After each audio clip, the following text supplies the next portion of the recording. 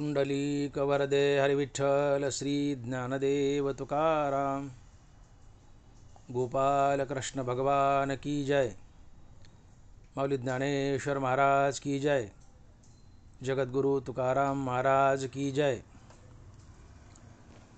संत चरण रज लागता सहज, वासनेचे बीज जळोनी जाय।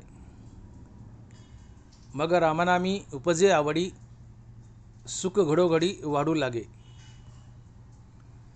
कंठी प्रेम दाटे, नयनी नीर लोटे, हृदयी प्रगटे नामरूप। मग रामनामी उपजे आवडी, सुख घडोघडी वाढू लागे। तुका म्हणे साधन सुलभ गोमटे, तुका म्हणे साधन सुलभ गोमटे, परी उपतिष्ठे पूर्वपुण्ये। मग रामनामी उपजे आवडी, सुख घडोघडी वाढू लागे। प्रस्तुत कीर्तनरूपी सेवेसाठी निवडलेला अभंग जगद्गुरु श्री संत तुकाराम महाराज यांचा 4 चरणाचा आणि संतपर प्रकरणातील अभंग आहे।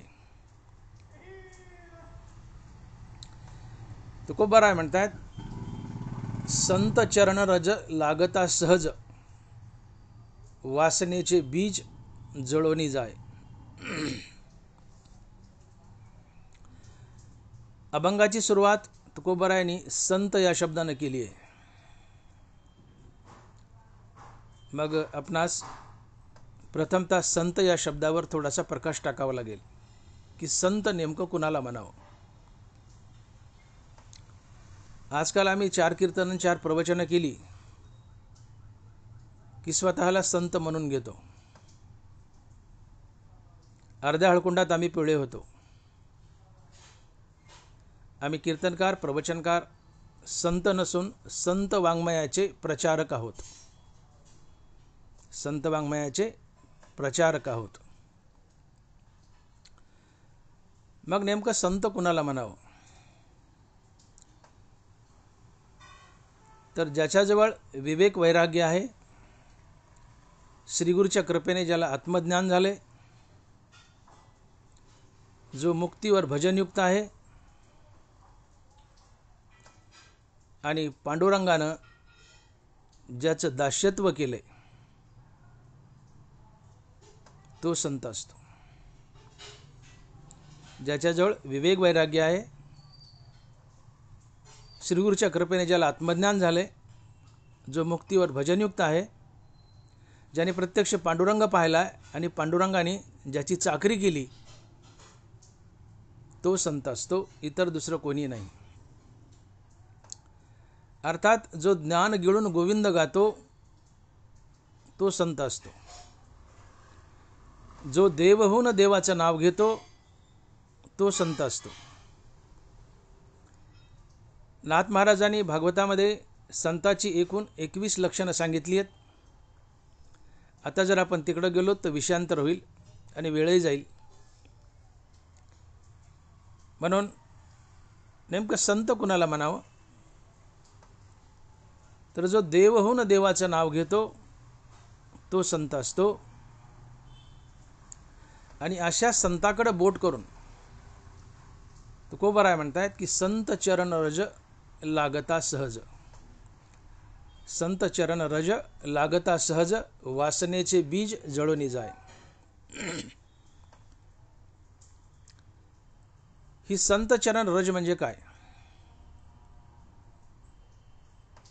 तर संत चरण रज म्हणजे संतांच्या पायाची धूळ, संतांच्या पायाची धूळ। या संतांच्या पायाच्या धुळीने मनुष्याचा उद्धार होतो। एवढंच नाही तर देवाचंही भाग्य घडतं। संतांच्या पायाची धुळी साधी नाही आहे, ती एवढी महान आहे की संतांच्या पायाच्या धुळीने मनुष्याचा उद्धार तर होतोच, पण या संतांच्या पायाच्या धुळीने देवाचंही भाग्य घडतं. हो, देवाचंही दैव घडतं. याची साक्ष ज्ञानोबा देत आहेत. माऊली लिहित आहेत, मिया लक्ष्मी डावलोनी केली परोती, तोडोनी कौस्तुभ घेतला हाती, मग वक्षस्थळाची वाखती ओढली चरण रजा, अजून पावलाची मुद्रा मी हृदयी वाहेगा सुभद्रा, आपुलिया दैव समुद्रा जतेने लागी. हे चरण ऐका, आपुलिया दैव समुद्रा जतने लागी. ज्ञानोबा म्हणतायत आणि भगवंत सांगतायत ज्ञानेश्वरीत की ज्यावेळेस तो भृगु ऋषी भगवान विष्णूच्या छातीत लात मारायला आला, पूर्ण इतिहास सांगत नाही मी, पण ज्यावेळेस तो भृगु ऋषी भगवंताच्या छातीत लात मारायला आला त्यावेळेस भगवंत म्हणतात की माझ्या गळ्यात कौस्तुभ मणी होता. तो अतिशय कठीण आणि निब्बर असतो आणि भृगूने लात मारली असती छातीवर आणि तो प्रहार जर कौस्तुभ मण्यावर झाला असता तर कौस्तुभ मण्याच्या प्रहाराने उलटा भृगूचा पाय फुटला असता. म्हणून भगवंत म्हणतात की तोडून कौस्तुभ घेतला हाती. लक्ष्मी चरणावर बसली होती, तिला बाजूला केलं, गळ्यातला कौस्तुभ मणी तोडला आणि तो हातात घेतला आणि मी माझी छाती पुढे केली आणि भृगूला म्हणलं मारलाच. आणि भृगु ऋषीने लात मारली आणि त्या भृगु ऋषीच्या लाथाचं पावलाचं चिन्ह, ज्याला स्त्रीवस्त्र लांछन म्हणतात, ते भगवंत अर्थात महाविष्णू अजूनही आपल्या छातीवर वागवत आहेत. का तर त्या भृगूच्या पायाची लागलेली धूळ ही भगवंताला पवित्र करते, भगवंताचं दैव घडते, भगवंताचं दैव घडवते. संताच्या धुळीचा महिमा बघा. भृगूने मारलेली लात भगवंताला अजून जपून ठेवली आहे, स्त्रीवस्त्र लांछन म्हणून. ती लात मारताना भृगूच्या पायाचं चिन्ह छातीवर उमटलंय आणि सोबतच भृगूच्या पायाची धूळ भगवंताच्या छातीला लागली. भगवंत ही संतांच्या पायाची धूळ घेऊन आपल्या मस्तकाला लावतात आणि आपलं दैव घडवतात. आणि म्हणून ज्ञानोबा लिहित आहेत की अजूनही पावलाची मुद्रा मी हृदयी वाहेगा सुभद्रा, आपुलिया दैव समुद्रा जतने लागी. तात्पर्य, संताच्या पायधुळीने मनुष्याचं दैव घडतं, मनुष्याचा उद्धार होतो, यात काय नवल. संताच्या पायधुळीने देवाचंही दैव घडतं, हे देव स्वतः बोलतात ज्ञानेश्वरीत आणि ज्ञानोबा सांगताय. इतका संताच्या पायधुळीचा अर्थात संत चरण रजाचा महिमा मोठा आहे. श्री संत नामदेव महाराजांना पुढं चालावं आणि पांडुरंगानं लंडासारखं या नामदेवाच्या मागं पळावं. नामयाच्या मागे हिंडे केशीराज, लागावा या रज चरणीचे. नामदेवानं पुढं चालावं आणि नामदेवाच्या पायाची धूळ उडून माझ्या अंगावर यावी आणि माझं दैव घडावं, ही पांडुरंगाची अभिलाषा. नामयाच्या मागे चाले केशीराज किंवा नामयाच्या मागे हिंडे केशीराज, लागावा या रज चरणीचे. कबीरानं पुढं चालावं आणि पांडुरंगानं लंडासारखं कबीराच्या मागं पळावं. देव कसा आहे, भक्ताचा वेडा आहे बघा. कबीराने पुढं चालावं, पांडुरंगानं मागं पळावं आणि म्हणावं कबीरा थांब, मी पांडुरंग आलोय. कबीरान म्हणा देवादामानी मला चादरी विनायच्यात, मी पुढं चलतो, तू ये मागून. कबीरा मन निर्मल भयो जैसे गंगा नीर, पीछे पीछे हरी फिरे कहत कबीर कबीर. कबीराच्या, नामदेव महाराजच्या किंबहुना इतर सर्व संतांच्या, जे खरे संत आहेत त्या सर्व संतांच्या मागं पांडुरंग फिरतो, भगवान कृष्ण फिरतो. त्यांच्या पायानं उडणारी धूळ आपल्या अंगाला लावतो किंबहुना स्वतः त्या धुळीने माखून घेतो आणि संताच्या पायधुळीनं देव म्हणतोय, पांडुरंग म्हणतोय की माझं दैव घडतं. आपल्या दैव समुद्र जतने लागे. अर्थात संताच्या पायधुळीनं मनुष्याचा उद्धार होतो, यात काय नवल. तर संताच्या पायधुळीनं देवाचंही दैव घडतं, पांडुरंगाचं दैव घडतं. एवढंच नाही संत ज्या वाटेने चालत जातात आणि जिथं संताचे पाय पडतात तर संताच्या पायाखाली आलेली धूळ सुद्धा विठ्ठल विठ्ठल नामाचा जाप करते. जिवंत उदाहरण आहे. तुकोबाराने सकाळी उठावं, स्नान करावं, विना घ्यावं आणि भामचंद्र किंवा भंडाऱ्या डोंगरावर जावं न सांगता. जिजाबाईने स्वयंपाक करावा, 10-11 वाजता पाठीमागून निघावं, हा डोंगर फिरावा, महाराज नाही सापडे त्या डोंगरावर जावा, तो नाही सापडा दुसऱ्या डोंगरावर जावं. पायपीठ व्हायची, जिजाबाई थकून जायच्या. एक दिवशी आईसाहेब जिजाबाई म्हणाल्या की बुवा महाराज तुम्ही जात का नाही, तो पण मला किमान सांगू तर जाणार तुम्ही कोणत्या डोंगरावर चाललेत.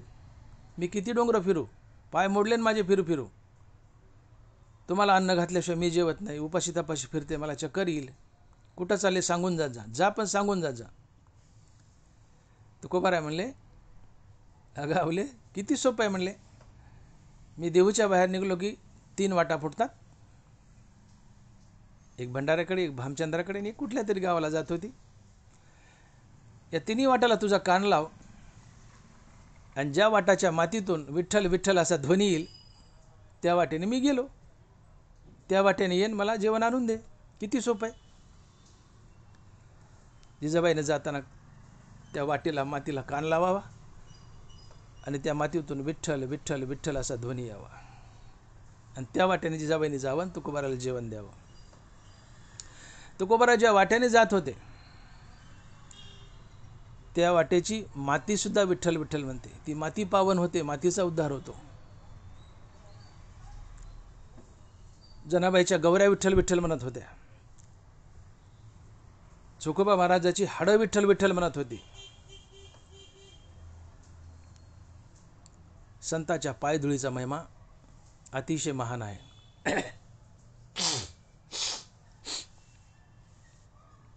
संताच्या पायधुळीनं भगवंताचं दैव घडतं, मनुष्याचा उद्धार होतो, निर्जीव अशा मातीचाही उद्धार होतो. हा संत चरण रजाचा महिमा आहे.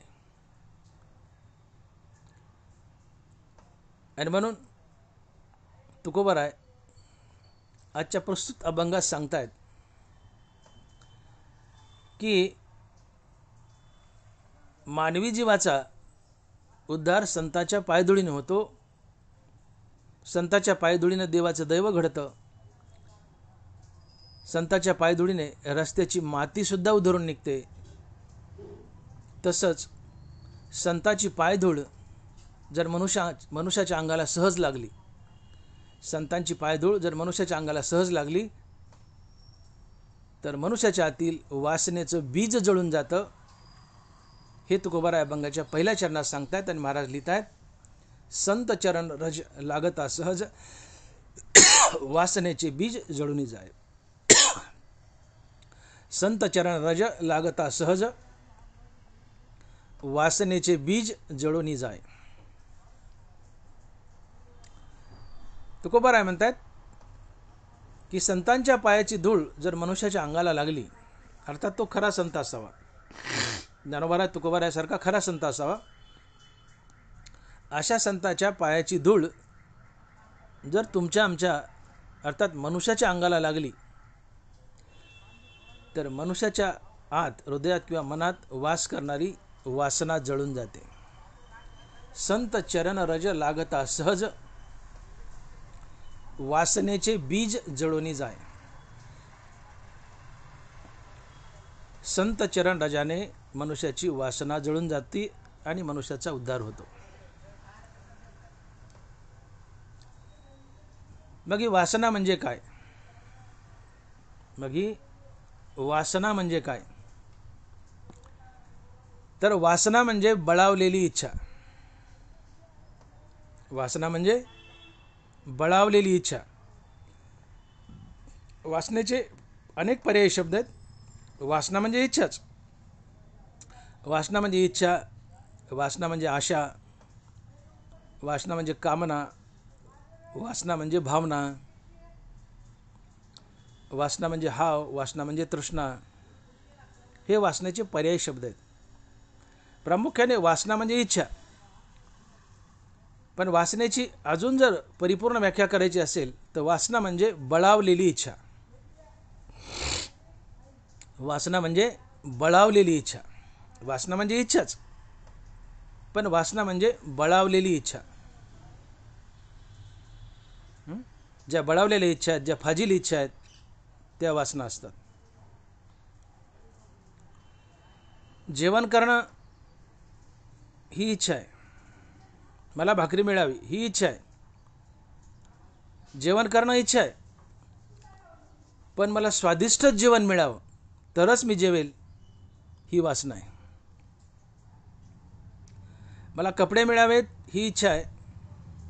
ठीक आहे, ती असावी, इथपर्यंत इच्छा असावी. मला कपडे मिळावेत ही इच्छा आहे, पण मला विशिष्ट कंपनीचे ब्रँडेडच कपडे मिळावेत तरच मी घालील ही वासना आहे. समोरचा जो घालतोय तेच मी घालील ही वासना आहे. मला गाडी असावी ही इच्छा आहे.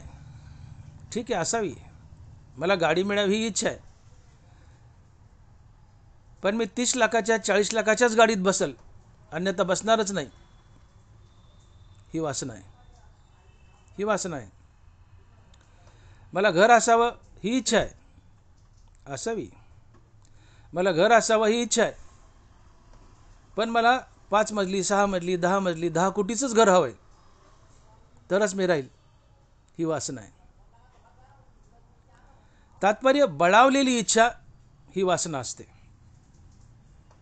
आणि बळावलेल्या इच्छेलाच वासना म्हणतात, तिलाच हाव म्हणतात, तिलाच तृष्णाही म्हणतात.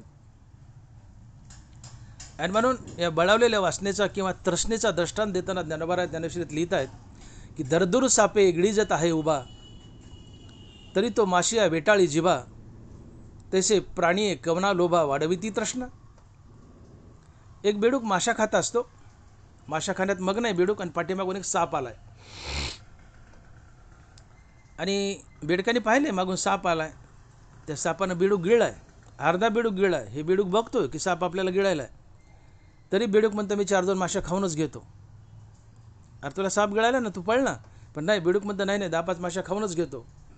सापानं अख्खा बेडूक गिळला, बेडूक संपला. तसं देहत वासे पडले काळाचे तोंडी. ज्ञानोबा आहे, काळानं तोंड वाचलं आणि काळाच्या जबड्यात तुम्ही आम्ही पडलेलो आहेत. हा काळ कधी जबडा बंद करेल पता नाही, तरी आम्ही म्हणतो 10-5 कोटी कमवूनच घेतो, 10-5 लाख कमवूनच घेतो. दरदूर सापे गिळीजत आहे उभा, तरी तो माशिया वेठाळी जिबा, तसे प्राणी कवना लोभा वाढविती तृष्णा. ज्ञानोबा म्हणतात मला आश्चर्य वाटतं, जे लोकीचे ऐशी नांदणूक ते तर जन्मले आधी जे लोक, तयाचे निश्चिंतीचे कौतुक दिसत असे. अरे तुम्ही काळाच्या तोंडात पडलात, काळाने जबडा बंद केला की मराल. पण ज्ञानोबा म्हणतात की तुम्ही एवढे निश्चिंत निवांत कसे, तुमच्या निश्चिंतपणाचं मला कौतुक वाटतंय म्हणले. अरे निष्ठा ना काळाच्या तोंडातून, काळाच्या तोंडात पडूनही तुम्ही निवांत निश्चिंत, याचं मला कौतुक वाटतंय म्हणले.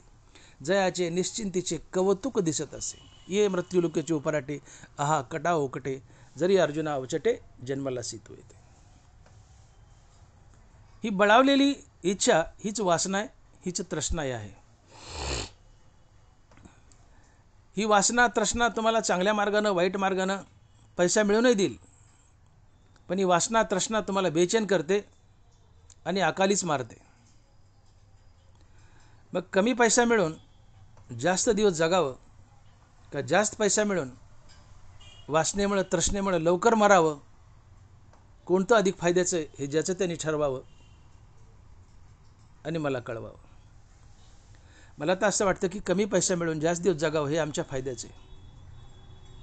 जास्त पैसा मिळू वासनेमुळं तृष्णेमुळं, चांगल्या मार्गानं वाईट मार्गानं, पण ही तृष्णा वासना आम्हाला अकालीच मारून टाकते. मग तो पैसा आमच्या काय कामाचा.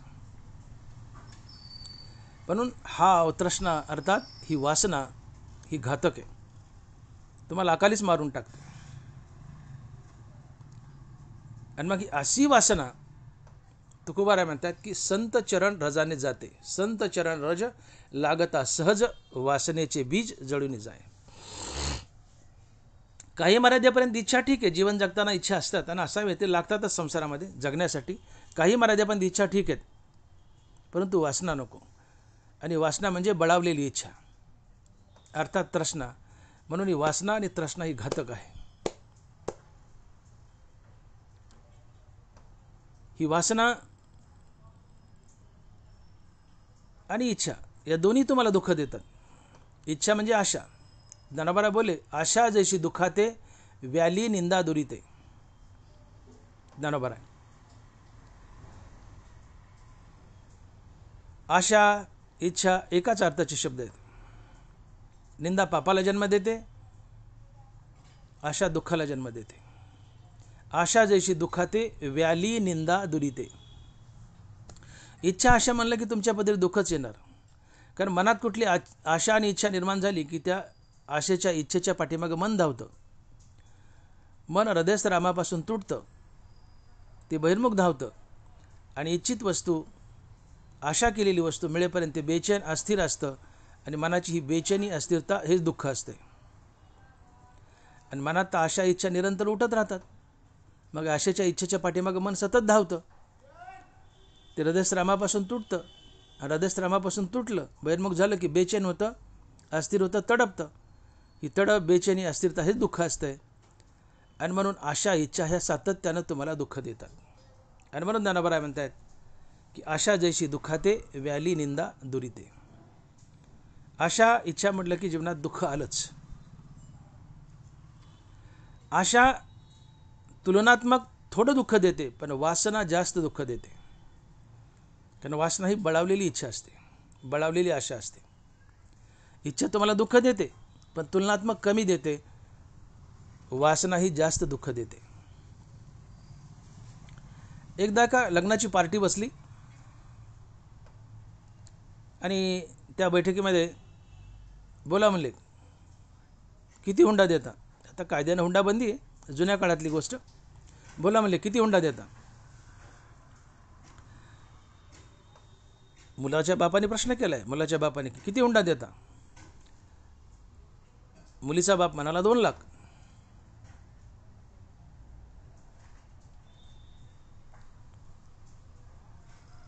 मुलाचा बाप म्हणतो, किती हुंडा देता? मुलीचा बाप म्हणतो, 2 लाख. आता हा 2 लाखाला सहज तयार झाला. पण याला वाटलं की अरे अरे अरे अरे आपलं मागण्यात चुकलं, आपलं मागण्यात चुकलं. तुम्ही किती हुंडा देता? तर हा मला 2 लाख. मग यांनी असा विचार केला की आपण त्याला 2 लाख म्हणायच्या ऐवजी आपणच जर आधी 4 लाख म्हटलं असतो तर आपला जास्त फायदा झाला असता. याने शब्द टाकला, किती हुंडा देता? मुलीचा बाप मला 2 लाख. फायनल झालं, सुपारी फुटली. पण मुलाच्या बापाच्या मनात पार चुरचुरली की आपण 2 लाखाला उगाच तयार झालो, 2 लाखाला उगाच तयार झालो. 2 लाखाच्या ऐवजी आपण 4 लाख म्हणलं असतो तरी यांनी दिला असता. फुटली सुपारी, बसले जेवायला. जेवायला बसल्यावर हा मनात सारखा घोकायचा, 4 लाख म्हटलं असतं तर, 4 लाख म्हणलं असतं तर. बाई गुळवणी वाढायला आली. हा मनात म्हणतो, 4 लाख म्हणलं असतं तर, 4 लाख म्हणलं असतं तर. बाई म्हणते, काय म्हणता मामा? म्हणले, नाही बाई तुला नाही कळायचं, वाढ वाढ वाढ गुळवणी, जा म्हणले माघारी. हा मनात घोकायचा, 4 लाख म्हणलं असतं तर. परत आता सुपारी फुटली ना, काय करतो? मुलीचा बाप 2 लाखाला तयार झाला. पण नंतर याच्या ध्यानात आलं की आपण 2 लाखाला आपण उगीच तयार झालो. मुलीचा बाप 2 लाख म्हटला आणि मी तयार झालो, हे माझं चुकलं. मी 2 लाख तयार नव्हतं व्हायला पाहिजे. मी 4 लाख म्हणलं असतं तरी यांनी दिले असते. आणि म्हणून याला वाटलं आपलं मागण्यात चुकलं. आणि म्हणून हा सारखा घोकू लागला की 4 लाख म्हणलं असतं तर, 4 लाख म्हणलं असतं तरी यांनी दिले असते. नातरुंड झाली याला तरी हा घोकत होता, 4 लाख म्हणलं असतं तर, 4 लाख म्हणलं असतं तर. नातरुंड म्हणजे, बाबा काय म्हणता?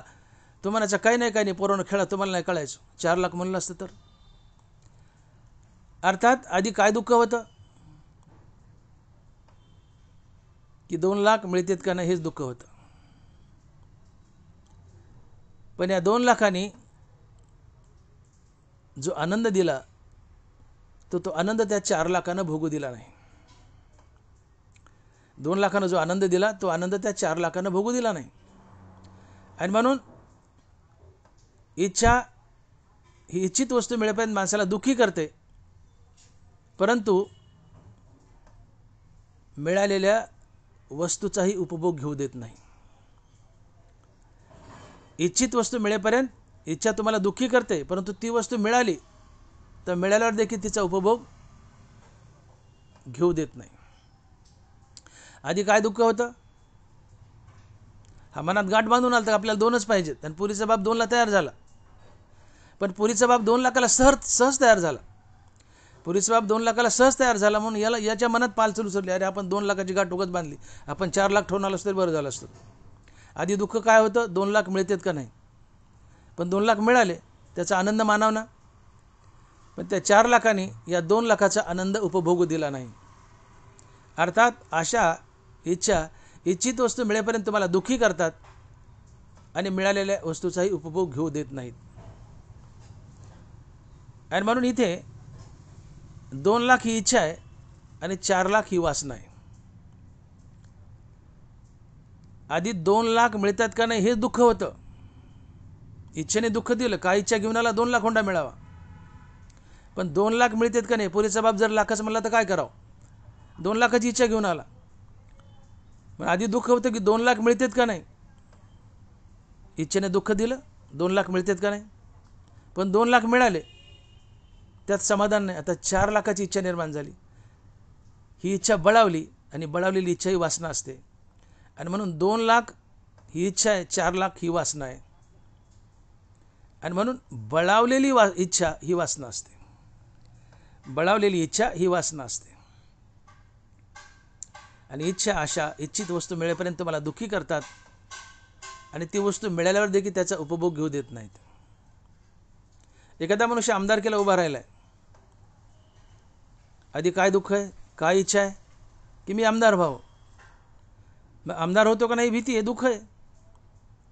आमदार होतो का नाही दुःख आहे. पण आमदार झाला, आता आनंद मानाव ना, ते सुख भोगाव ना. पण आता साहेबाला वाटतं मंत्री व्हावं, पण मंत्रिपद मिळालं नाही. तर मंत्रिपद मिळालं नाही या दुःखानं आमदार झाला हे सुखही भोगू दिलं नाही. बरं मंत्रिपद मिळालंच तर असं खातं मिळालं की ज्यात काही खाता येत नाही. असं खातं मिळालं की ज्यात काही खाता येत नाही. तात्पर्य आशा इच्छा तुम्हाला इच्छित वस्तू मिळेपर्यंत दुःखी करतात आणि मिळालेल्या वस्तूचा उपभोग घेऊ देत नाही. आधी 2 लाख मिळतात का नाही हे दुःख होतं.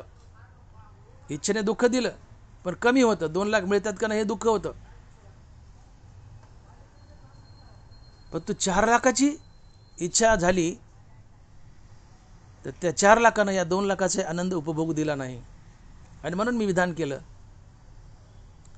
की बळावलेली इच्छा ही वासना असते. 2 लाख ही इच्छा आहे आणि 4 लाख ही वासना आहे. आणि म्हणून इच्छा तर दुःख देतेच, पण वासना त्यापेक्षाही अधिक दुःख देते. मला जेवण मिळावं ही इच्छा आहे. जेवणाविना किती लोक उपाशी बसलेत किंवा जेवणासाठी किती लोक दुःखी सांगा बरं मला. जेवण मिळत नाही का? जेवण सगळ्याला मिळतंय. जेवण सगळ्याला मिळतंय. देवाने शपथच खाल्ली की जगातील प्रत्येक प्राणी मात्र जेवेल मगच मी जेवेल. देव आधी तुम्हाला जीव घालतो आणि शेवटी देव जेवतो. जेवण सगळ्याला मिळतंय. दैवास्तव देहाचे पाळन, जो चिंतिना देह भरण, तो महायोगी जाण दैवयोगी. देह हा दैववशात पाळला जातो. तुम्हाला जेवढं आयुष्य देवानं दिलं तिथपर्यंत जगवण्याची जिम्मेदारी देवाची आहे. दैवास्तव देहाचे पाळन, दैववशात तुमचा देह पाळला जातो. तुमच्या उदरभरणाची जिम्मेदारी देवाची आहे. जेवण सगळ्याला मिळतंच, देवाची जिम्मेदारी आहे. कारण जितकं आयुष्य तिथपर्यंत तुमचं शरीर जगवायचं आहे. देव अन्न सगळ्याला देतो. पण मला जेवण मिळत नाही म्हणून किती लोक दुःखी आहेत? जवळजवळ कुणीच नाही. जेवण सगळ्याला मिळतं, पण दुःख कशाचं आहे? मला चांगलं जेवण मिळावं याचं दुःख आहे. कपडे सगळ्याला मिळतात, पण मला चांगले कपडे मिळावेत याचं दुःख आहे. आणि चांगलं जेवण चांगले कपडे ही वासना आहे. आणि म्हणून बळावलेली इच्छा ही वासना असते. आणि इच्छा थोडं दुःख देते, पण वासना तुम्हाला जास्त दुःख देते. ही वासना किंवा इच्छा तुम्हाला दुःख तर देतात, परंतु पुनर्जन्मातही बांधतात. इच्छा वासना तुम्हाला दुःख तर देतात, परंतु हीच वासना तुम्हाला पुनर्जन्मातही बांधते. जन्म घेणे लागे वासनेच्या संगे, तिची झाली अंगे हरिरूप. जशी वासना आहे तसा जन्म आहे. गीतेच्या 8व्या अध्यायात भगवंताने असा एक महान सिद्धांत मांडलाय. आणि मरणी जे अजे आठवे, तो तेची गती ते पावे, म्हणून सदा स्मरावे मातेची तुवा. ज्ञानोबा आहे. मरताना जी वस्तू चित्तात येऊन उभी राहील, पुढच्या जन्मी तुम्हाला ती वस्तू बनावी लागते. आणि मरताना तीच वस्तू चित्तात येऊन उभी राहते की जिच्यावर तुम्ही आयुष्यभर प्रेम केले. ज्या वस्तूवर तुम्ही सर्वात जास्त प्रेम केले, जी इच्छा अधिक प्रबळ आहे, ती इच्छा किंवा तीच वस्तू मरताना चित्तात येऊन उभी राहते. आणि जी वस्तू चित्तात येऊन उभी राहिली, पुढच्या जन्मी तुम्हाला ती वस्तू बनावी लागते. असा एक नियम आहे, असा एक सिद्धांत आहे. आणि मग मरताना तुमच्या मनात इच्छा असतील, वासना असतील, तर या वासना तुम्हाला पुढच्या जन्मात बांधतात आणि 84 लाख योनीचा प्रवास करायला होता. म्हणून भगवंताचं भजन करताना कुठली वासना मनात ठेवून भजन करू नका. भगवंताची भक्ती करताना कुठलीही वासना मनात ठेवून भक्ती करू नका, कारण वासनेतून सुटका हाच मोक्ष आहे. आम्ही मोक्ष जो भोगतो ते दुसरं तिसरं काही नसून वासनेतून सुटका हाच मोक्ष आहे. कारण मरताना कुठलीच वासना जर मनात नसेल तर तुम्हाला पुढचा जन्म नसतो, तुम्ही मुक्त होता. मरताना काही वासना असेल तरच तुम्ही जन्म मृत्यूच्या फेऱ्यात अडकता, कारण वासना तुम्हाला पुढच्या जन्माला घालते. आणि म्हणून मी म्हणालो की इच्छा वासना दैनंदिन जीवनात आम्हाला दुःख तर देतातच, परंतु ही वासना आम्हाला पुनर्जन्माला घालते, जन्म मरण्याच्या फेऱ्यात बांधते. आणि म्हणून नाथ महाराज म्हणतात की जन्म घेणे लागे वासनेच्या संगे, तिची झाली अंगे हरिरूप. वासना मारा, तुम्हाला पुन्हा जन्म लाभणार नाही, तुम्ही मुक्त व्हाल. आणि या वासना संतांच्या चरण रजाने जळतात, हे तुकोबाराय म्हणते. संत चरण रज लागता सहज, वासनेचे बीज जळून जाय. वासना ही एकूण 2 प्रकारची आहे. एक सद्वासना आणि दुसरी कुवासना. सद्वासना आणि कुवासना. प्रामुख्याने ज्ञानोबाराने ज्ञानेश्वरीत वासनेचे 2च प्रकार सांगितले. तशा शास्त्रात इतरही 2-4 प्रकारच्या वासना येतात, 2-3 प्रकारच्या. लोकवासना, देहवासना, शास्त्रवासना वगैरे वगैरे अशा छोट्या मोठ्या वासना आहेत. ही लोकवासना म्हणजे लोकांनी मला चांगलं म्हणावं, माझं कौतुक करावं, माझी स्तुती करावी, ही लोकवासना आहे. देहवासना, मी अतिशय सुंदर दिसावं, मला कधी म्हातारपणच येऊ नये, ही देहवासना आहे. परंतु याच्याही पुढे जाऊन ज्ञानोबा ज्ञानेश्वरीमध्ये प्रामुख्याने 2 प्रकारच्या वासना सांगतायत. त्यातली पहिली आहे सद्वासना आणि दुसरी आहे कुवासना. दुर्मिळ चराचरी सद्वासना, ज्ञानोबा म्हणतात. दुर्मिळ चराचरी सद्वासना. आणि या सद्वासनेला ज्ञानोबा सद्बुद्धी म्हणतात किंवा सुबुद्धी म्हणतात. आणि ही सद्वासना तुमच्या पदरी गतजन्मातलं पुण्य असेल तरच ती जागी होते, अन्यथा नाही.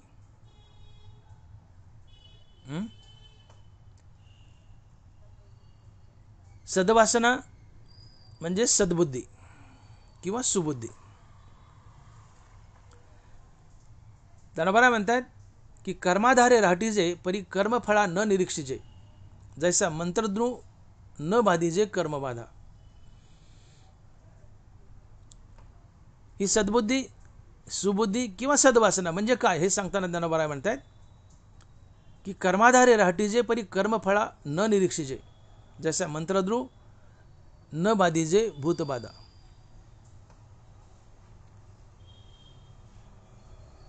तुमच्या हृदयात जर ही सद्बुद्धी जागी झाली, जरी पुण्यवशे ही सुबुद्धी हृदयी प्रकाशे, तरी अशेषी नाशे संसार भय. ज्ञानोबा आहे. जरी पुण्यवशे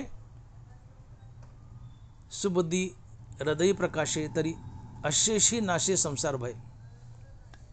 जरी पुण्यवशे, पदरी पुण्य असेल या जन्मातलं गतजन्मातलं, तरच ही सुबुद्धी जागी होईल, सद्वासना जागी होईल, अन्यथा नाही.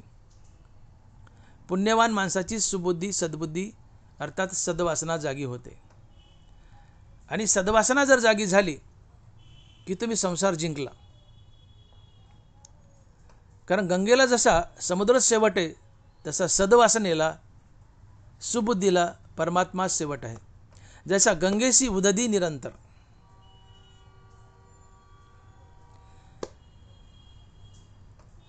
ज्ञानोबा उदाहरण देताना म्हणतायत की जसा एखादा मांत्रिक असतो,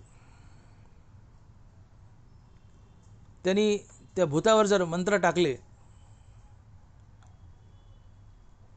तर त्याला भूतबाधा होत नाही आणि ते भूतही त्याच्या ताब्यात येतं. तसं तुमची सुबुद्धी सद्वासना जर जागी झाली असेल तर ही सद्वासना फलत्यागयुक्त कर्म करते. आणि जेव्हा तुम्ही या सद्वासनेमुळे फलत्यागयुक्त कर्म करतात, तेव्हा ही कर्म तुम्हाला संसार बंधनात बांधत नाहीत. त्या मांत्रिकाने त्या भूतावर मंत्र टाकले, त्याला भूतबाधा झाली नाही आणि भूतही ताब्यात आलं. तसं ईश्वरार्पण बुद्धीने कर्म केले, निष्काम भावनेने कर्म केले, फळाचा त्याग केला, ते कर्म तुम्हाला संसारात बांधत नाहीत आणि मोक्षही तुमच्या ताब्यात येतो. आणि म्हणून ही सद्बुद्धी ही सद्वासना अतिशय मोठी आहे. ज्ञानोबा म्हणतात की जैसी दीपकलिका धाकुटी ते बहुतेजा ते प्रकटी, तशी सद्बुद्धी थेकुटी म्हणू नये. या सद्बुद्धीला या सद्वासनेला कुणी लहान म्हणू नये.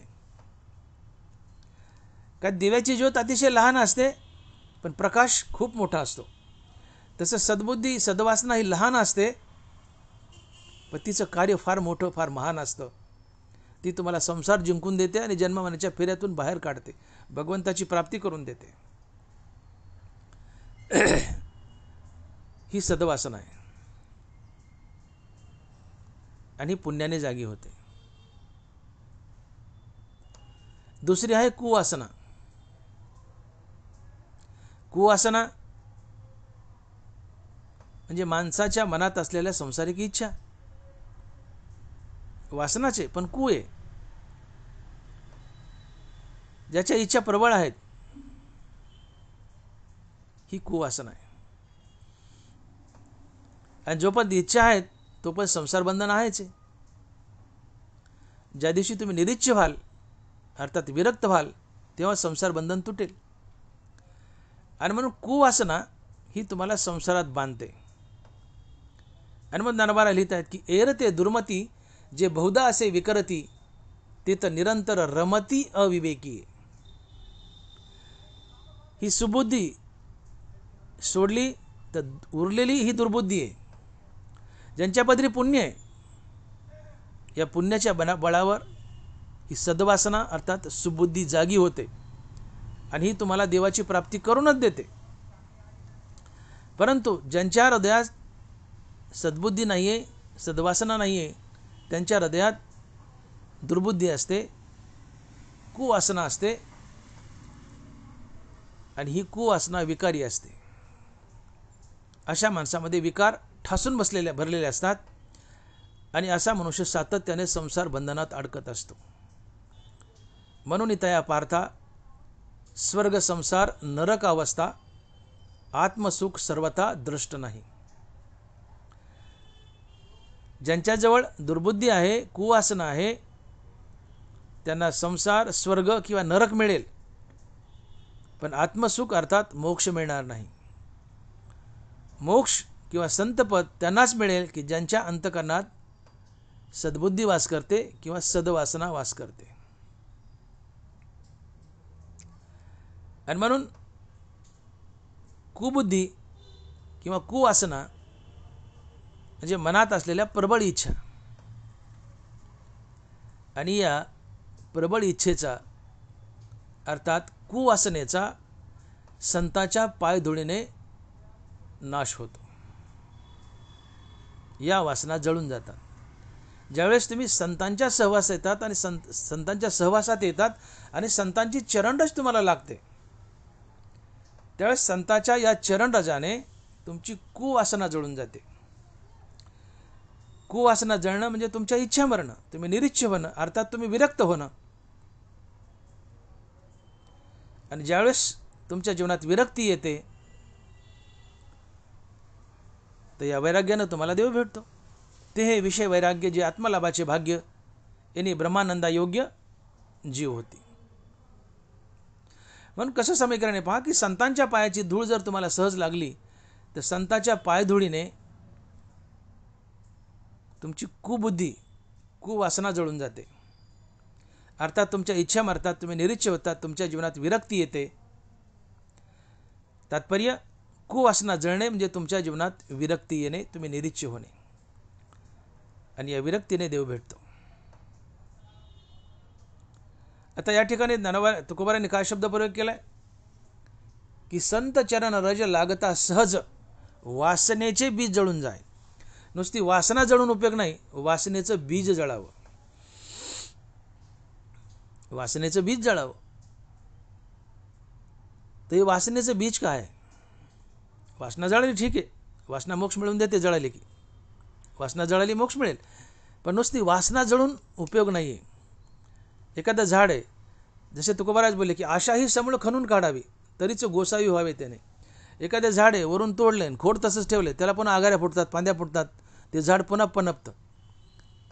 मग ते मुळासहित उपडून काढलं तर पुन्हा ते झाड पनपत नाही, फुटत नाही. म्हणून आशा हे समूळ खणून काढावी तरीच गोसावी व्हावे त्याने. इथं तोच प्रकार आहे. नुसती वासना जाऊन उपयोग नाही, वासनेचं बीज जावं. नुसतं झाड तोडून उपयोग नाही, झाडाचं मूळ तोडावं, म्हणजे झाड उगवत नाही. म्हणून वासना जावी पण बीजासहित जावी. वासनेचे बीज जळून जाय. ते वासनेचं बीज काय आहे? तर वासनेचं बीज म्हणजे अविवेक, किंवा फार फार त्याला अज्ञान म्हणलं तरी चालेल. वासनेचं बीज म्हणजे अज्ञान, पण मी प्रामुख्याने वासनेचं बीज म्हणजे अविवेक असं सांगू इच्छितो. कारण जिथं अविवेक आहे तिथे सारासार विचार नसतो. तिथं अनित्य आणि नित्य काय याची पारख नसते. ज्यावेळेस तुमचा अविवेक नाहीसा होतो आणि विवेक जागृती होते, त्यावेळेस तुम्हाला सारासार कळतं, नित्य अनित्य कळतं. भगवान सार आहे, संसार आसार आहे. भगवान नित्य आहे, संसार अनित्य आहे, हे विवेक जागृतीने कळतं आणि तुम्ही संसार जिंकू शकता. आणि म्हणून ज्ञानोबा लिहित आहेत की जववरी पार्था तो विवेकू न उभवी माता तव अंतू नाही अश्वत्था भवरूपाया. जोपर्यंत विवेक डोकं वर करत नाही तोपर्यंत तुम्ही संसार जिंकू शकत नाहीत. आणि मग संसार जिंकण्यासाठी सर्वात मोठं शस्त्र काय तर ज्ञानोबा म्हणतात विवेक. विवेक हा सिद्धांत आहे. जववरी पार्था तो विवेकू न उधवी माता तव अंतू नाही अश्वत्था भवरूपाया. अर्थात विवेक जागा होत नाही तोपर्यंत तुम्ही संसार जिंकू शकत नाहीत. विवेक जागा झाला तर संसार जिंकू शकता. याचाच अर्थ अविवेक हे वासनेचं बीज आहे आणि हे वासनेचं बीज जळावं. वासनेचे बीज जळून जाय. आणि म्हणून मी असा अर्थ करू इच्छितो की वासनेचं बीज म्हणजे अविवेक, आणि संतांच्या चरणराजानं हा अविवेक जातो, अविवेक जळतो, आणि अविवेक गेला की तिथं विवेक जागा होतो. आणि मग विवेकाला संसार आसार वाटतो भगवंत सार वाटतो, संसार अनित्य वाटतो, भगवंत नित्य वाटतो. आणि म्हणून ज्ञानोबा म्हणतात की तैसे संसार या समजता जाणीजे जे अनित्यता ते वैराग्य दवडिता पाठी लागे. विवेक जागा झाला, तुम्हाला संसाराची अनित्यता कळाली. संसार मारक आहे आणि संसाराचा मी अंश म्हणून मी मारक आहे. हा संसार मला मारेल, जन्ममरणाच्या फेऱ्यात बांधेल. आणि म्हणून ज्या दिवशी तुम्हाला संसाराची मारकता अनित्यता कळते त्या दिवशी वैराग्याला हकलून दिलं तरी बळच लंडासारखं तुमच्या मागे लागतं आणि या वैराग्यानं देव भेटतो. ते हे विषय वैराग्य जे आत्मलाभाचे भाग्य यांनी ब्रह्मानंदा योग्य जीव होती. संसाराची अनित्यता कळावी. नरबारच बोलतात की विखे रांधिली रससोय ते जेवणारा ठाऊई होय ते ताटची सांडूनी जाय ज्यापरी. एखादा मनुष्य जेवायला बसलाय आणि त्याला कळालं, कोणतरी कानात सांगितलं की याच्यात विष घातलंय, तो मनुष्य त्या ताटावर नुसता उठून जात नाही, ते ताट उलथं पालथं करतो आणि निघून जातो. तसं तुम्हाला खात्रीने कळालं की संसार मारक आहे, हा मला मारणार आहे, त्यावेळेस तुम्ही संसारही उलथा पालथा करता, त्या ताटासारखा निघून जाता. तसे संसाराया समजतात जाणीजे जे अनित्यता ते वैराग्य दवडिता पाठी लागे. संसाराची अनित्यता मारकता ही विवेक जागा झाल्याच कळते. आणि म्हणून वासनेचं बीज हा अविवेक आहे. संताच्या पायधुळीने अविवेक गेला, अविवेक जळाला की विवेक जागा होतो. आणि विवेक जागा झाला की तुम्हाला संसाराची अनित्यता कळते. आणि संसाराची अनित्यता कळाली की तुम्ही अनित्य संसार टाकून देता, नित्य अशा भगवंताच्या मागे लागता. आणि नित्य अशा भगवंताच्या मागे लागणे हा विवेक असतो, हे वैराग्य असते. आणि या वैराग्याने देव भेटतो. म्हणून कुवासना जाणे आणि सद्वासना जागी होणे हे वैराग्य आहे. आणि या वैराग्याने देव भेटतो. आणि म्हणून तुकोबारा इथं सांगू इच्छित आहेत की संत चरण राज लागता सहज वासनेचे बीज जळून जाय. अर्थात संतांची पायधूळ जर तुमच्या अंगाला लागली, सहज लागली, तर वासनेचं बीज जळून जातं. अर्थात तुमचा अविवेक नाहीसा होतो, तुमचा विवेक जागा होतो. आणि विवेक जागा झाला की तुम्हाला संसाराची अनित्यता कळते, त्याची मारकता कळते. या संसाराला तुम्ही उलथपालथं करून टाकून देता आणि नित्य अशा भगवंताच्या मागे लागता. आणि संसार टाकून देणं, संसाराची किळस येणं आणि फक्त भगवंताचं आवडणं हेच वैराग्य असते. अर्थात सद्वासनेने तुम्हाला वैराग्य लाभलं, वैराग्याने देव लाभला. सद्गुरूच्या कृपेने आत्मज्ञान होऊन तुम्ही मुक्त झाले. आणि म्हणून अविवेक हे वासनेचं बीज आहे, हे जळावं म्हणजे वासना कायमची जाते. पुन्हा मनात कुठलीच इच्छा निर्माण होत नाही. तुम्ही निरीच्छ होता, विरक्त होता. विरक्ती तुम्हाला देवाची प्राप्ती करून देते. आणि म्हणून महाराज म्हणतात की संत चरण राज लागता सहज वासनेचे बीज जळून जाय. ही सद्वासना म्हणजे निष्काम कर्म आणि निष्काम हरिनाम यांची बेरीज होय. जी ईश्वरार्पण बुद्धीने कर्म करते, जी फळाची आशा न करता कर्म करते, ती सद्वासना असते. ज्या वासनेला फलीच्छा आहे, कर्म करून फळाची अपेक्षा करतो, ती कुवासना आहे. पण कर्म केलेत, फळाची अपेक्षा नाही आहे, ते कर्म भगवंताला अर्पण करतो, निष्काम भावनेने कर्म करतो, ती सद्वासना आहे. आणि सद्वासना तुम्हाला जन्ममरणाच्या फेऱ्यातून बाहेर काढते. हो. आणि म्हणून ही वासना दुर्मिळ आहे. महाराज बोलले की दुर्मिळ चराचरी सद्वासना. जसं परीस दुर्मिळ आहे, अमृत दुर्मिळ आहे, तसं सद्वासना दुर्मिळ आहे. ही पूर्व पुण्याने जर जागी झालीच हृदयात तर तुम्हाला देव भेटलाच म्हणून समजायचं.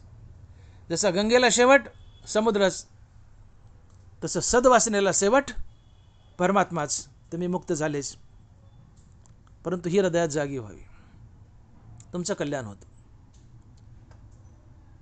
अशी ही सद्वासना तुम्हाला देवाची प्राप्ती करून देते. कधी? वासनेचं बीज जळालं तर. आणि म्हणून निष्काम कर्म अधिक निष्काम हरिनाम बरोबर सद्वासना.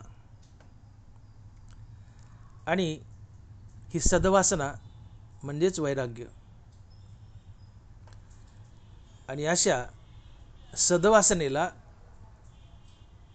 फक्त राम नामच आवडतं, दुसरं काहीही आवडत नाही. हे तुकोबारा या अभंगाच्या दुसऱ्या चरणात सांगतायत. आणि महाराज लिहितायत, मग रामनामी उपजे आवडी सुख घडोघडी वाढू लागे. मग रामनामी उपजे आवडी सुख घडोघडी वाढू लागे. या चरणाची सुरुवात तुकोबारांनी मग या शब्दापासून केली आहे. मग हा शब्द काहीतरी आड घालतो. तुम्ही मला एखाद्या गावी कीर्तनाला बोलवलं आणि मी जर म्हणालो की मला बसायला गाडी पाठवा मगच मी तुमच्या गावी कीर्तनाला येईल, मग या शब्दाने काय आठ घातली? मला बसायला गाडी पाठवा. ती मागची आठ पूर्ण केली तरच मी तुमच्या गावी कीर्तनाला येईल. मला बसायला गाडी पाठवा मगच मी तुमच्या गावी कीर्तनाला येईल. मग हा शब्द काहीतरी आठ घालत असतो. तसे तर तुकोबाराय म्हणतात मग रामनामे उपजे आवडी. इथे आठ घातली. कसली आठ घातली? की तुमच्या जीवनात वैराग्याची प्राप्ती झाली तरच तुम्हाला रामनामाची खरी आवड निर्माण होते, अन्यथा नाही. मग शब्द हा सुचवतो की जोपर्यंत वैराग्याची प्राप्ती नाही आहे तोपर्यंत तुम्हाला संसार आवडतो. थोडाफार छटाकातपा देव आवडतो, पण खरा संसार आवडतो. देव कुठं आवडते सर्वथा. म्हणून वैराग्याच्या प्राप्तीनंतरच खरा देव आवडू लागतो. आणि इथं गंमत काय झाली की संताच्या पायधुळीने कुवासना जळून गेली, अर्थात इच्छा मेल्या, निरीच्छ झाले, जीवनात वैराग्य आलं. कुवासना गेली, सद्वासना जागी झाली, म्हणजे जीवनात वैराग्य आलं. का? सद्वासनेला संसार आवडत नाही, फक्त देव आवडतो. आणि काही न आवडणं, फक्त देवच आवडणं, ही सद्वासना आहे, हे वैराग्य आहे. आणि म्हणून कुवासना गेली, सद्वासना आली, सद्वासनेने वैराग्य लाभलं. आणि वैराग्य लाभलं तरच तुम्हाला भगवंताच्या नामाची खरी आवड निर्माण होते. आणि म्हणून शब्दप्रयोग मग रामनामे उपजे आवडी सुख घडोघडी वाढू लागे. अर्थात हरिनामानंच वैराग्य आणि वैराग्यानंच पुन्हा हरिनामाची आवड, हे समीकरण आहे. तात्पर्य जोपर्यंत वैराग्य जीवनात येत नाही तोपर्यंत तुम्हाला हरिनामाची, रामनामाची खरी गोडी लागतच नाही. इथं तेच घडले. संताच्या पायधुळीनं कुवासना गेली, अर्थात इच्छा गेल्या, तुम्ही निरीच्छ झाले, जीवनात वैराग्य आलं. आणि जीवनात वैराग्य येणं ही सद्वासना असते. त्या सद्वासनेला संसार आवडत नाही, फक्त देव आवडतो. जिला फक्त देवच आवडतो ती सद्वासना आहे. आणि हे वैराग्याचे. वैराग्याला संसार आवडत नाही, फक्त देवच आवडतो. वैराग्याची काय व्याख्या आहे? कशाची आवड शिल्लक न राहावी, एका परमात्म्याशिवाय कशाची आवड शिल्लक न राहणे, हे वैराग्य. विषय तो त्यांचा झाला नारायण, नावडे धनजन माता पिता, सुनियाचे निखळ मातीचे ढिकळ सरीचेची मानी. उठलेने वैराग्य जेणे, हा तिन्हीवर ऐसा सांडणे, जसे वमुनिया सुनिया आत्ताची गेले. संसारातले भोग, संसारातल्या वस्तू कुत्र्यानं उलटी केलेल्या मटेरियलसारखं तुच्छ वाटावं. आता संसार आणि संसाराच्या वस्तूचा, भोगाचा तिटकारा यावा आणि फक्त देवच आवडावा, हे वैराग्य. मी तर हेच झाले. संताच्या पायधुळीनं कुवासना गेली, अर्थात इच्छा गेल्या, तुम्ही निरीच्छ झाले. निरीच्छ झाले म्हणजे विरक्ती आली जीवनात. आणि सद्वासना म्हणजे काय? की जिला संसार आवडत नाही, फक्त देवच आवडतो. आणि विरक्ती म्हणजे तेच आहे. विरक्तीला काय? संसार आवडत नाही, फक्त देव आवडतो. म्हणून विरक्ती आणि सद्वासना एकच. आणि म्हणून कुवासना गेली, सद्वासना आली. सद्वासना म्हणजेच विरक्ती. आणि अशी विरक्ती जीवनात आली की मगच तुम्हाला रामनामाची खरी आवड निर्माण होते. आणि म्हणून तो बरा शब्द प्रयोग करतायत की मग रामनामी उपजे आवडी सुख घडोघडी वाढू लागे. तुमच्या जीवनात वैराग्य आलं तरच तुम्हाला रामनामाची खरी आवड निर्माण होते, अन्यथा नाही. याची साक्ष ज्ञानोबाराय देत आहेत. माऊली लिहित आहेत की म्हणून ये पूजे रिझलेनी आत्मराजे, वैराग्य सिद्धी देजे पसाय तया. मग येणे वैराग्य दसे, ईश्वराचे निवेद वसे, सर्व ही नावडे जैसे वात होय. तुम्ही निष्काम कर्म आणि निष्काम हरनामाने भगवंताची पूजा केली तर या पूजेने भगवान प्रसन्न होतात आणि प्रसाद म्हणून तुम्हाला वैराग्य बहाल करतात. आणि या वैराग्याच्या बळाने तुम्हाला ईश्वराचा वेध लागतो. येणे वैराग्य दसे, ईश्वराचे निवेद वसे, सर्व ही नावडे जैसे वात होय. या वैराग्यानं तुम्हाला ईश्वराचा वेध लागतो. संसार उलटीपणा तुच्छ वाटतो. ईश्वराचा वेध लागतो. आणि ईश्वराचा वेध लागणं यालाच म्हणायचं रामनामी उपजे आवडी. ईश्वराचा वेध का लागलाय? जीवनात वैराग्य आले. अर्थात निष्काम कर्मानं निष्काम हरिनामानं या पूजेने भगवंत संतुष्ट झालेत, प्रसाद म्हणून वैराग्य दिले. या वैराग्याच्या बळावर तुम्हाला ईश्वराचा वेध लागलाय. आणि ईश्वराचा वेध लागणं म्हणजेच रामनामाची आवड निर्माण होणं. रामनामे उपजे आवडी. ईश्वराचा वेध लागणं हेच रामनामी उपजे आवडी आहे. पण ईश्वराचा वेध का लागला? वैराग्यामुळं. अर्थात वैराग्यामुळे ईश्वराचा वेध लागला, अर्थात रामनामाची गुढी लागली.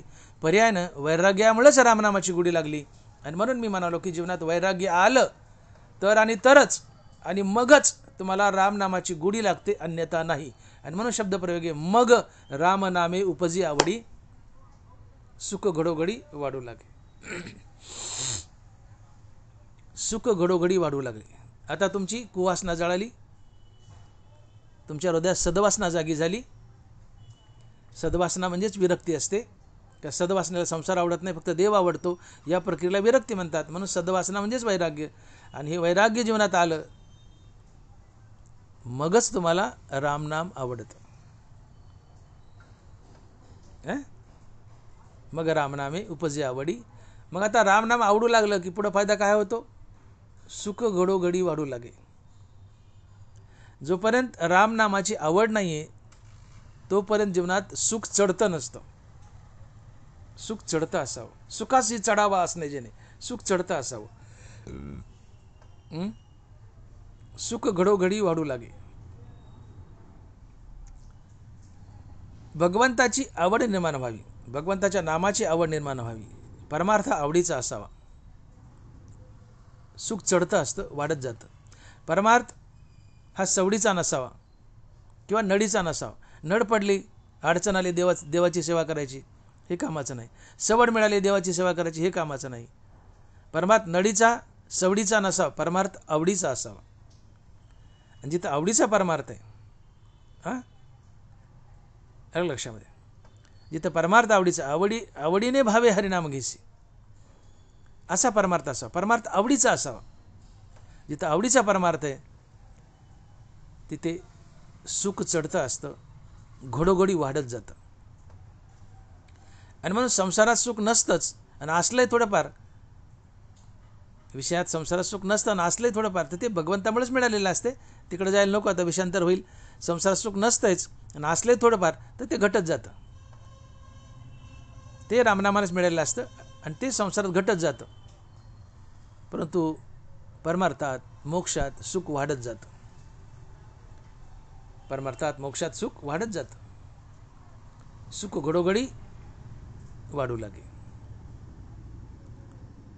मोक्षात म्हणण्यापेक्षा संत पदात सुख घडोघडी वाढत जातं. मोक्षात एकदा तुम्ही ब्रह्मस्वरूपात लीन झाले की आहे तितक्या सुखात लोळत असतात, पण संत पदात हे सुख वाढत जातं. संसारात घटत जातं, मोक्षात आहे तेवढं स्थिर राहतं, पण संत पदात सुख वाढत जातं. आणि म्हणून रामनामी मग रामनामी उपजे आवडी, सुख घडोघडी वाढू लागे. एकदा रामनामाची आवड निर्माण झाली, आवडीने सातत्याने रामनाम घेऊ लागले की सुख हे घडोघडी घडोघडी वाढत जातं. हा नामस्मरणाचा महिमा आहे, हा संत पदाचा महिमा आहे. आणि म्हणून संतपद मोक्षाच्या पुढचे चौपुरुषार्थ श्री भक्ती जैसी. मोक्षात सुख स्थिर आहे, पण संत पदात भक्तीमध्ये सुख वाढत जातं. सुखाची व्याख्या ज्ञानोबा करतायत की किंबहुना सोये जीव आत्मयाची लाहे, ते तजे होय तया नाव सुख. आणि ऐशी अवस्था न जोडिता पार्था, जिजे ते सर्वता दुःख जाणे. कुठल्याही कारणामुळं, त्यातली त्यात हरिनामामुळं ज्यावेळेस तुमचं मन अंतर्मुख होतं, त्यावेळेस अंतर्मुख झालेलं मन हृदयस्थ रामाला जाऊन भेटतं. मन आणि हृदयस्थ राम यांच्या भेटीतून मनाला स्थिरता लाभते आणि मनाच्या या स्थिरतेतून येणारा अनुभव हे सुख असते. आणि मग ज्यावेळेस तुम्ही अखंड रामनाम घेऊ लागता आणि आवडीने घेऊ लागता, त्यावेळेस तुमच्या मनाची अंतर्मुक्ता ही अखंडपणे टिकून असते आणि अखंड अंतर्मुक्तेतून तुम्हाला अखंड स्थिरता लाभते आणि अखंड स्थिरतेतून सुख घडोघडी घडोघडी घडोघडी वाढत जाते.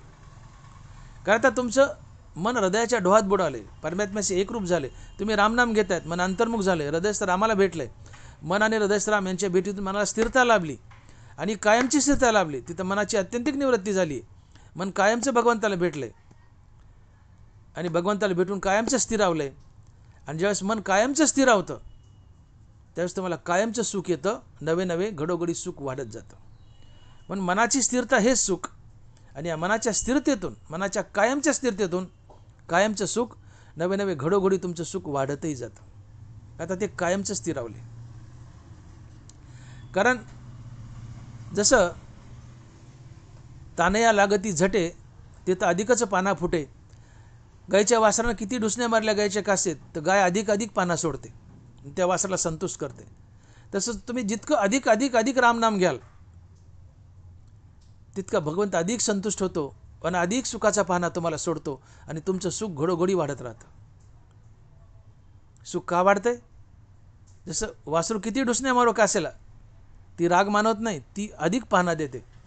तसं रामनाम, ती संतुष्ट होते गाय. तसं रामनामामुळे, अधिक अधिक रामनामामुळे, अखंड रामनामामुळे भगवंत संतुष्ट होतो आणि अधिक अधिक अधिक प्रेम पाना देतो.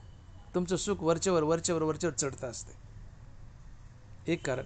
दुसरं कारण, रामनामानं मन अंतर्मुख झाले, मन आणि हृदयराम यांची भेट झाली, मनाला कायमची स्थिरता लाभली आणि मनाची कायमची स्थिरता हेच सुख असतंय. सुख घडोघडी वाढत जातं. आणि तिसरं कारण, जो अखंड रामनाम घेतो, आता हा असा महात्मा विरक्तीतून अखंड रामनामाकडे आला ना, ज्याच्यामध्ये विरक्ती आहे, मग रामनामाची आवडी. रामनामाची अखंड आवड विरक्ती मिळाली, असा महात्मा विरक्तच असतो, असा मनुष्य विरक्त असतो. आणि मग जो विरक्त आहे तो निरपेक्ष आहे. आणि जिथे निरपेक्षता आहे, जयाच्या ठाई पांडवा अपेक्षे नाही रिगावा, सुखाशी चढावा जयाची असणे. ज्याच्या ठिकाणी कुठली अपेक्षाच नाही तिथं सुख वरचेवर वरचेवर चढत जातं. ना बरोबर बोलतात, जयाच्या ठाई पांडवा अपेक्षे नाही रिगावा, सुखाशी चढावा जयाची असणे. आणि सुखाशी चढावा म्हणजे सुख घडोघडी वाढू लागे. आता तुम्ही विरक्त आहेत, निरीच्छ आहेत, कुठलीच अपेक्षा नाही आहे, मग तुम्हाला दुःख मिळण्याचं कारण काय? वरच्यावर सुख वाढत जातं. अर्थात संतांच्या जीवनात सुख वरच्यावर चढत जातं, किंवा संत जिथं थांबलाय तिथं सुख वरच्यावर चढत जातं. दोन्ही अर्थ होतात. सुखाशी चढावा जयाचे असणे. आणि म्हणून सुख वरच्यावर वाढतंय. कशामुळे? आवडीने रामनाम घेतलं तर. आणि आवडीने रामनाम का घ्या वाटतं? जीवनात वैराग्य आले. आणि म्हणून हे समीकरण लक्षात घ्या की संताच्या पायधुळीनं कुवासना जळते. अर्थात वासनेचं बीज जे आहे तो अविवेक जळतो, त्यातून विवेक जागृती होते आणि विवेकामुळं आसार प्रपंच टाकून देता सार अशा भगवंताच्या मागे लागता. आणि आसार प्रपंच टाकणं आणि सार भगवंताच्या मागे लागणं हे वैराग्य असते. तात्पर्य, संताच्या पायधुळीनं आसार प्रपंच अर्थात कुवासना गेली, इच्छा मेल्या, तुम्ही निरीच्छ झाले, जीवनात विरक्ती आली. आता इथं वासनेचं बीज जळालं, वासनाही जळाली. मग कुवासना गेली की सद्वासना जागी झाली. सद्वासनेला संसार आवडत नाही, फक्त देवच आवडतो. म्हणजे हे एक प्रकारचं वैराग्यच आहे. अर्थात सद्वासनेने वैराग्य. आणि ज्यांच्या जीवनात वैराग्य फक्त त्यालाच रामनामाची कायमची आवड निर्माण होते. आणि म्हणून इथं शब्द प्रयोग आहे, मग रामनामी उपजे आवडी, सुख घडोघडी वाढू लागे. वैराग्यानं, वैराग्य जीवनात आलं तर किंवा मगच रामनामाची कायमची आवड निर्माण होते. आणि म्हणून मग रामनामी उपजे आवडी, सुख घडोघडी वाढू लागे. आता सद्वासनेने, वैराग्याने तुमच्या जीवनात रामनामाची आवड आली, तुम्ही आवडीने नित्य रामनाम घेऊ लागले, त्यामुळे सुखही घडोघडी वाढत चालले. तुम्ही सुखाच्या डोहात बुडायला लागले, आनंदाचे डोही. आणि म्हणून सुख चढतंय. आणि ज्यावेळेस असं चढतं सुख जीवनात येतं त्यावेळेस काही चिन्ह तुमच्या शरीरावर उमटतात. ती चिन्ह काय उमटतात तुकोबारा हे अभंगाच्या 3ऱ्या चरणात सांगतायत. आणि महाराज लिहितात की कंठी प्रेम दाटे, नयनी नीर लोटे, हृदयी प्रगटे नामरूप. कंठी प्रेम दाटे, नयनी नीर लोटे. ज्यावेळेस तुम्ही अति आवडीने वैराग्य धारण केले, अति आवडीने रामनाम घेत आहेत, अखंड रामनाम घेत आहेत, सुख घडोघडी वाढतंय. तुम्ही भगवंताला एवढे अटॅच झालेले असतात की आता भगवंत तुम्ही वेगळे राहिलेच नसतात, तुम्ही देवच झालेले असतात. भगवंतन तुम्ही एकरूप झालेले असतात. आणि मग इथे अशा भक्तीमध्ये मधून तुमचा कंठ दाटून येतो. इथं अष्टसात्विक भाव उभे राहतात. थोडक्यात कंठी प्रेम दाटे नैनी नीर लोटे, म्हणजे तुमच्या शरीरामध्ये या भक्तीमुळं, प्रेमाभक्तीमुळं तुमच्या जीवनात अष्टसात्विक भाव निर्माण होतात. तर अष्टसात्विक भाव म्हणजे डोळ्यात पाणी येणे, कंठ दाटून येणे, वाणी न फुटणे, वाणी सद्गदित होणे, अंगावर शहारे येणे, केस उभे राहणे, किंवा अंगाला घाम येणे, अंग असं स्थिर किंवा टाईट राहणे, कधी मूर्छा येणे, असे अष्टसात्विक भाव असतात. यातले प्रामुख्याने 2-3 भाव इथं तुकोबाराय लिहितात की कंठी प्रेम दाटे नैनी नीर लोटे. तर अशा प्रेमयुग भक्तीने, नित्य रामनामाने तुमचा कंठ दाटून येतो. तुमच्या कंठातून शब्द निघत नाहीत, तुमचं शरीर सद्गद होतं, घाम येतो, डोळ्यातून अश्रूच्या धारा लागतात, ही प्रेमाश्रू असतात. आणि हृदयात ही रामाची मूर्ती किंवा रामाचं नाम प्रगट होतं. भगवंत हृदयात वास करतो. कंठी प्रेम दाटे नैनी नीर लोटे, हृदयी प्रगटे नामरूप. असे अष्टसात्विक भाव तुमच्या जीवनात निर्माण होतात. आणि साक्ष असते की तुम्ही भक्तीत किती मुरलात. आणि मग या ज्या घटना तुमच्या जीवनात घडत गेल्या, हे माइलस्टोन्स आहेत, ही प्रगती आहे. तुम्ही भक्तीमध्ये वावरत असताना, तुम्ही नामस्मरण करत असताना तुमचा कंठ दाटून यावं, तुम्ही देवाशी संभाषण करावं, देवाला बोलावं, ज्ञानेश्वरी वाचत असताना, गाथा वाचत असताना, रामकृष्णारी जाप करत असताना तुमच्या डोळ्यात सातत्यानं पाणी यावं, किमान मधून तरी यावं, तुमचा कंठ दाटून यावं. अर्थात तुमचे अष्टसात्विक भाव जागे व्हावेत. यावरून हे समजतं की भक्तीमध्ये तुमची प्रगती आहे. तुम्ही भगवंताच्या अतिजवळ गेले आणि कंठ दाटून आला नाही, डोळ्यात पाणी आलं नाही भगवंताचं नाम घेताना, भक्ती करताना, ज्ञानेश्वरी गाथा वाचताना, तर आपण भक्तीमध्ये फार मागे रेंगाळतोय. याला आपण माइलस्टोन म्हणलं तरी चालतं. प्रगती. जसं आमच्या लहान मुलं असतात, सुरुवातीला ते उलतं पालतं होतं, मग रांगतं, मग उठून उभं राहतं, चालतं, बोलतं. These are called the milestones आमच्या मेडिकल भाषेमध्ये. तसे हे माइलस्टोन असतात की आपली भक्तीमध्ये काय काय प्रगती झाली. जेव्हा अष्टसात्विक भाव जागे होतात त्यावेळेस आपले माइलस्टोन्स त्या लहान मुलासारखी प्रगती चालली आहे. रांगणारं उभं राहिलं, बोलणारं पळायलं, ही प्रगती. तशी भक्तीमध्ये प्रगती असावी. अष्टसात्विक भाग जागे व्हावेत, अष्टसात्विक भाग जागे व्हावेत, हे सुचवतं की तुम्ही भगवंताच्या अतिजवळ गेले. तसं मग अखंड रामनाम घेऊ लागले, सुख घडोघडी वाढतंय, तुमच्या शरीरावर अष्टसात्विक भाग जागे होतात, तुमचा कंठ सद्गत होतो, वाणी फुटत नाही, प्रेमानं दाटून येतो, डोळ्यातून पाण्याच्या धारा वाहू लागतात, हृदयात नाम प्रगट होतं भगवंताचं, भगवंताची मूर्ती प्रगट होते, भगवंत हृदयात राहायला येतो. अशी अवस्था जीवनात येते. आणि अशी अवस्था आली तरच समजावं आपली भक्तीमध्ये खरी प्रगती आहे. असं नाही आलं तर समजा आपण आहे त्या जागेत आहेत किंवा आपली अधोगती आहे. हे अष्टसात्विक भाग जागे व्हावेत. म्हणून कंठी प्रेम दाटे नैनी नीर लोटे, हृदय प्रगटे नामरूप. पण हे कधी घडेल म्हणले सगळं? शेवटच्या चरणात तुकोबाराय म्हणतात की तुका म्हणे साधन सुलभ गोमटे, परिउपतिष्ठे पूर्वपुण्य. हे सगळं तेव्हाच घडेल म्हणले. हे संतांच्या पायधुळीनेच घडेल. संतांची पायधुळे साधन सोपं आहे, पण हे कधी गोमटं आहे, सोपं आहे, पण कधी घडेल म्हणले? गेल्या जन्मातली पुण्याई पदरी असेल तर, अन्यथा नाही. आणि मग बघा, मग बहुत सुकृताची जोडी म्हणून विठ्ठली आवडी. मागचं पुण्य म्हणून विठ्ठल आवडलाय आणि संताची भेट झाली. जन्मजन्मी आम्ही बहुपुण्य केले तेव्हा या विठ्ठले कृपा केली. संतांनी विठ्ठल एकच असतात. देवते संत निमित्त त्या प्रतिमा. तात्पर्य गतजन्मातलं पुण्य असावं लागतं. तिळतिळ पुण्य साचा पडे तरी ते बहुता जन्मी जोडे, वाचेचे नाम तुझे आतुडे, समागम घडे संतांचा. तिळतिळ पुण्य साठवावं लागतं गेल्या जन्मात, या जन्मात. आणि मग संत भेटी होते, संताच्या पायाची धूळ आम्हाला लागते. आणि या चरणाच्या पायाच्या धुळीने, अर्थात संत चरण रजाने आमच्या वासनेचं बीज जळून जातं. आमच्या जीवनात कुवासना जाऊन सद्वासना येते. ही सद्वासना हे वैराग्य असते.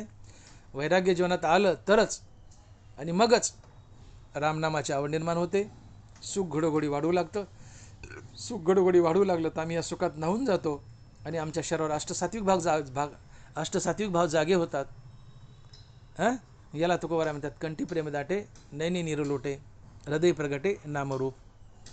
आणि सगळं तेव्हाच शक्य आहे की ज्यावेळेस हे साधन सोपं आहे, पण तेव्हाच शक्य की ज्यावेळेस तुमच्याजवळ गेल्या जन्मातली पुण्य असेल तरच. आणि म्हणून तुकोबाराय म्हणतात की तुका म्हणे साधन सुलभ गोमटे परी उपतिष्ठे पूर्वपुण्ये.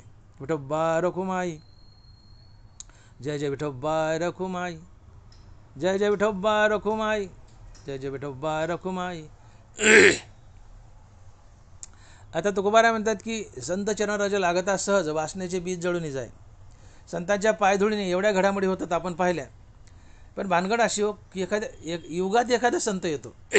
बहु अवघड आहे संत भेटी. तुकोबाराय तो महात्मा धनुर्धरा दुर्लभ वाती दानोबाराय.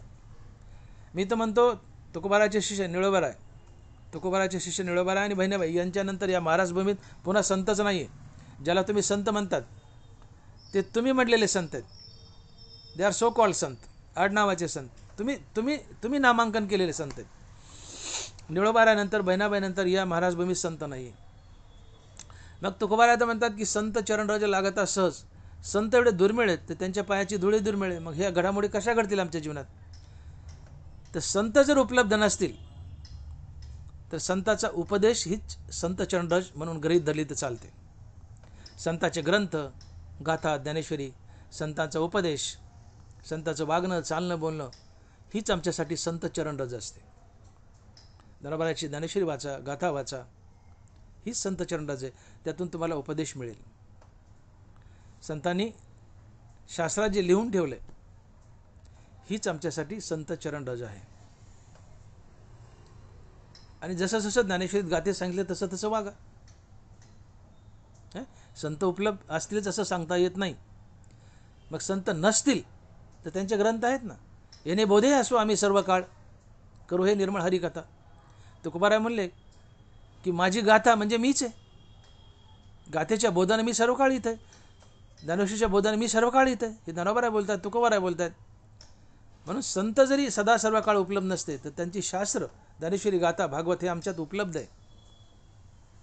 आणि गाथा, ज्ञानेश्वरी आणि भागवत हे संतच आहेत. संतांनी ग्रंथ लिहून ठेवले आणि हे अवशेष ग्रंथरूपानं हे संतच आहेत. आणि या ग्रंथाचं वाचन, अध्ययन, पठन, मनन, तसं आचरण ही संत धुळच आहे म्हणायचं. हे संत चरणरजच म्हणायचं. आणि म्हणून ग्रंथाचं अध्ययन, वाचन, पठन, तसं आचरण ही सुद्धा एक संत चरण रजच असते. संत भेटले डायरेक्ट आनंदच आहे.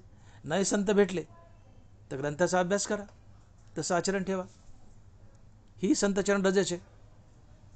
आणि मग या दोन्हीपैकी कुठल्या तरी संत चरण रजाने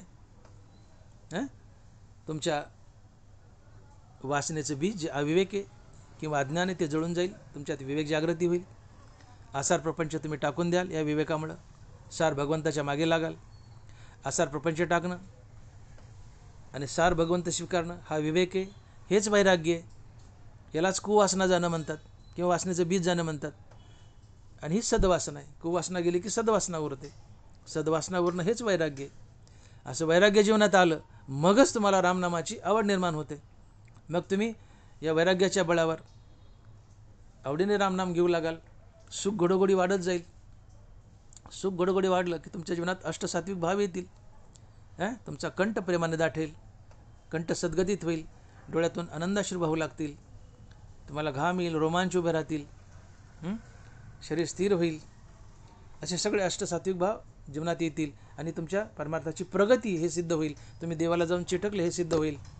आणि हे तेव्हाच शक्य की ज्यावेळेस पूर्वजन्माची पुण्य तुमच्याजवळ आहे. आणि म्हणून या जन्मात पुण्य कमावायला लागा, भक्तीला लागा, निष्काम कर्म करा, निष्काम हरिनाम घ्या. या जन्मात पुण्याचा साठा करा, म्हणजे हे पुण्य पुढच्या कामी येईल. आणि म्हणून तुकोबाराय म्हणतात की संत चरणरज लागता सहज वासनेचे बीज जळूनी जाय. मग रामनामी उपजे आवडी, सुख घडोघडी वाढू लागे. ज्ञानेश्वर माऊली ज्ञानराज माऊली तुकाराम, ज्ञानेश्वर माऊली ज्ञानराज माऊली तुकाराम. जय विठ्ठल जय जय विठ्ठल, जय विठ्ठल जय जय विठ्ठल. बोली लिले कुरे वेळी वाकुडी उत्तरे, करा क्षमा अपराध महाराज तुम्ही सिद्ध. नाही विचारिला अधिकार मी आपुला, करा क्षमा अपराध महाराज तुम्ही सिद्ध. तुका म्हणे ज्ञानेश्वरा राखा पाया पै किंकरा, करा क्षमा अपराध महाराज तुम्ही सिद्ध. झालेली सेवा पांडुरंगाच्या आणि तुकोबाराच्या चरणी अर्पण करून सेवेला पूर्ण विराम. ज्ञानदेव तुकाराम ज्ञानदेव तुकाराम. तुकाराम तुकाराम तुकाराम तुकाराम तुकाराम तुकाराम तुकाराम. पुंडलीक वरदे हरिविठ्ठल श्री ज्ञानदेव गोपाल कृष्ण भगवान की जय. माऊली ज्ञानेश्वर महाराज की जय. जगद्गुरु तुकाराम महाराज की जय. विठ्ठल विठ्ठल विठ्ठल विठ्ठल विठ्ठल विठ्ठल विठ्ठल विठ्ठल.